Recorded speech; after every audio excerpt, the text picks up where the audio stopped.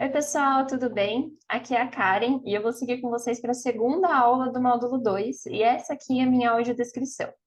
Eu sou uma mulher branca, com cabelo escuro, mais ou menos até na altura do ombro.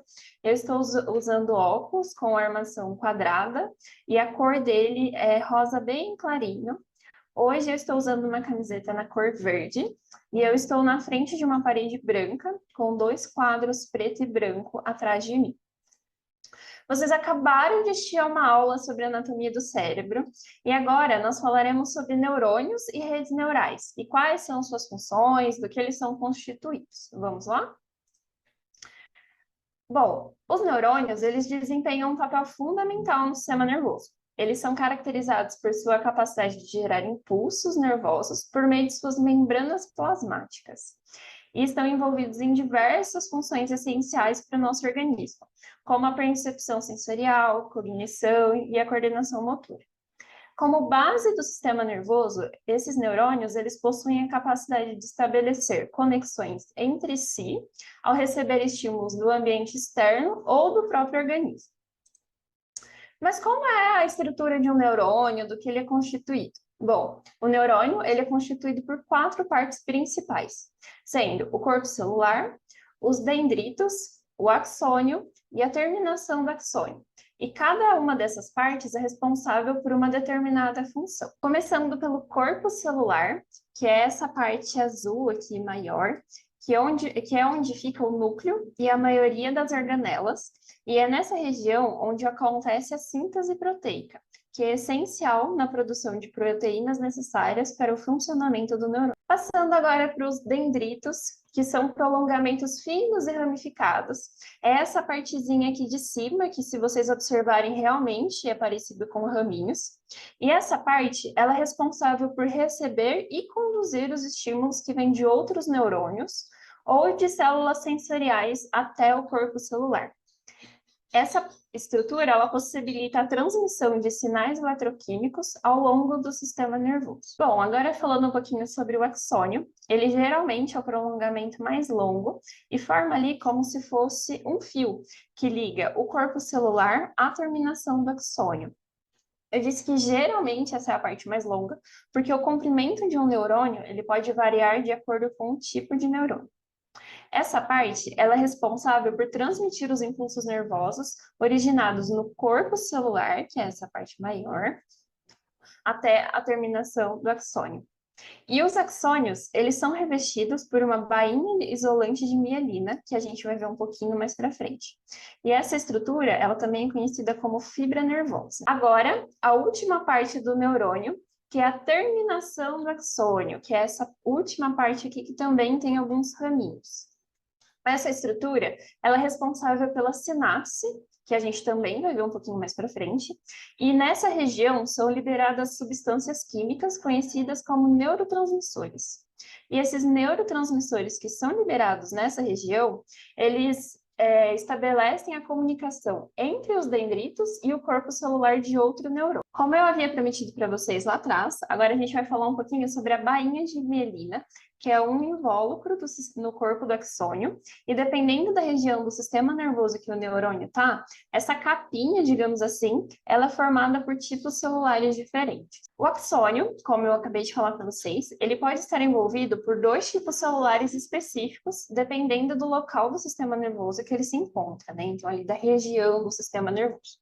No sistema nervoso periférico, o axônio é envolvido por células de Schwann, enquanto no sistema nervoso central, o axônio é envolvido por oligodendrócitos. Esses tipos celulares, eles desempenham um papel essencial na formação da bainha de mielina, sendo esta um invólucro principalmente lipídico que desempenha a função de isolante elétrico, facilitando a transmissão de impulsos nervosos.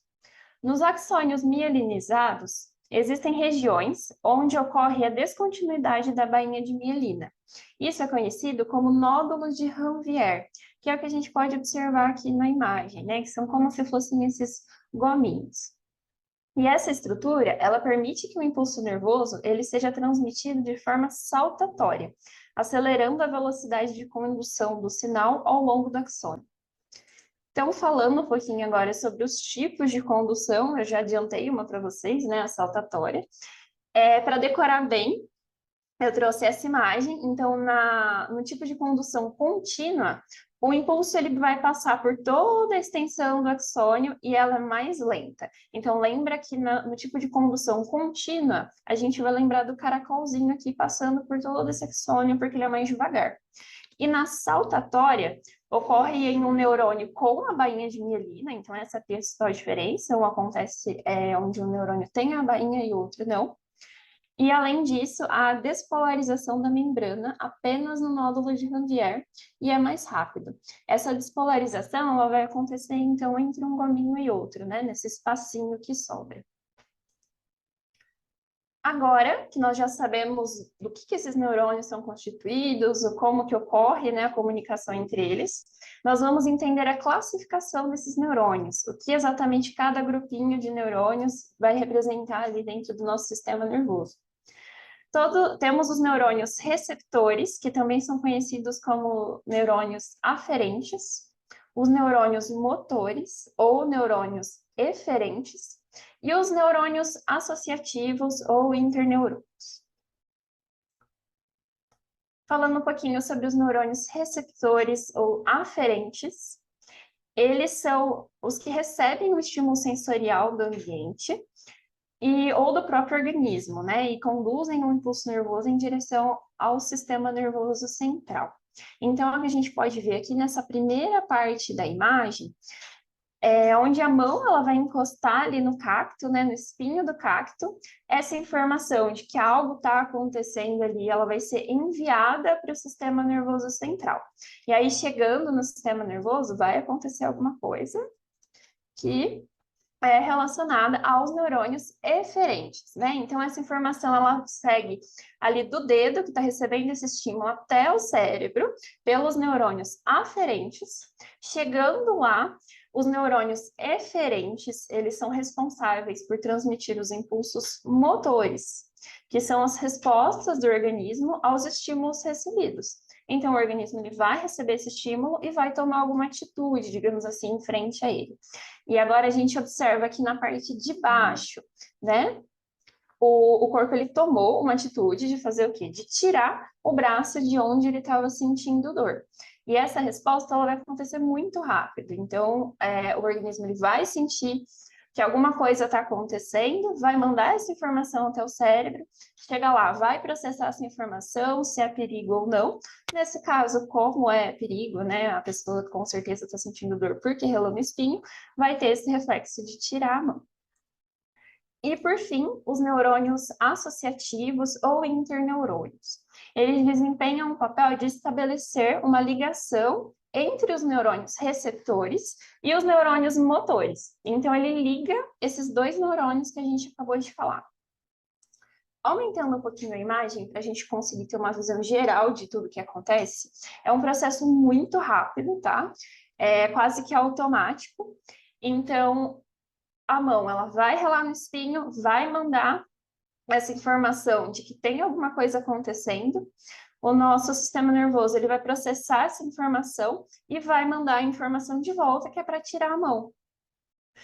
Então, a gente vê aqui os três neurônios funcionando, né? A informação indo, processando, esse interneurônio que ele liga, formando como se fosse uma ponte, e devolvendo a informação de que ele tem que tirar a mão. Agora, nós vamos entender o que é o potencial de ação. E nessa parte eu tenho certeza que os professores de ciências, eles vão estar craques, né, nessa parte de alteração de carga.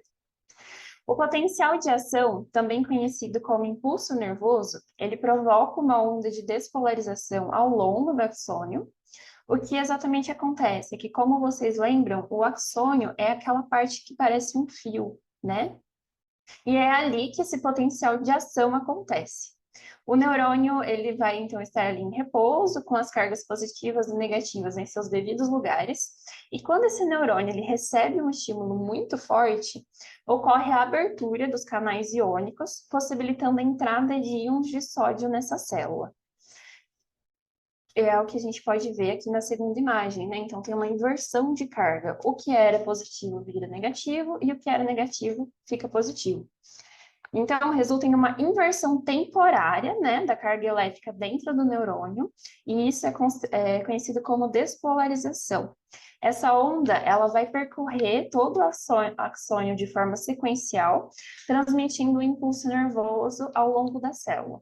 Mas, depois que essa onda passa, todo mundo ali se acalma, e esses canais iônicos, eles se fecham e as cargas voltam, né? Então, vira um neurônio polarizado. Agora a gente vai falar um pouquinho sobre a sinapse. A sinapse é o impulso nervoso conduzido de um neurônio para outro por meio de neurotransmissores. E esse processo ele consiste em três componentes principais, sendo o terminal pré-sináptico, que fica localizado no final do axônio do neurônio transmissor, onde irá ocorrer a liberação de neurotransmissores. Então, se a gente observar aqui na imagem, é essa partezinha aqui onde está sendo enviado.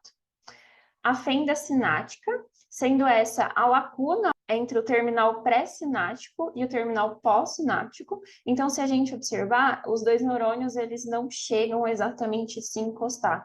É passado um neurotransmissor por aí, por sinais elétricos. E o terminal pós-sináptico, que é a região do neurônio receptor ou célula efetora, que contém os receptores para os neurotransmissores.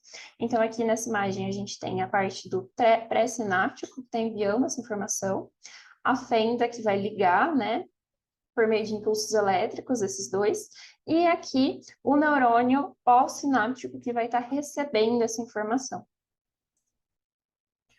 Agora, nós vamos entender quais são os principais neurotransmissores e suas principais funções.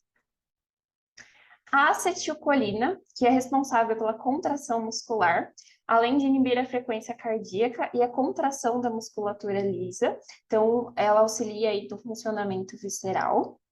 Se a gente observar, os neurotransmissores, eles estão ali na parte pré-sináptica, né? Então, aqui seria a fenda ligando com o outro, e ele sempre vai estar nessa região. A nossa conhecida adrenalina, que eu acho que é a mais conhecida, que todo mundo já ouviu falar, ela é responsável pela regulação do humor, do apetite e do sono. Aqui na imagem a gente tem as pessoas descendo numa montanha-russa, então é aquela sensação de frio na barriga, né? Que a gente sente. O neurotransmissor GABA, que ele é responsável por inibir a neurotransmissão por meio de uma hiperpolarização de membrana, e ele é responsável, né, pela regulação do sono e da ansiedade. A dopamina, ela desempenha um papel crucial no sistema de recompensa do cérebro e está envolvida na regulação do tônus muscular, regulação do humor, motivação e reforço. A serotonina, que é o neurotransmissor que está envolvido na percepção sensorial, na regulação da temperatura, regulação do humor, apetite e início do sono. A endorfina, que ela provoca analgesia, melhora a memória e aprendizado e é responsável por sentimentos de prazer e euforia.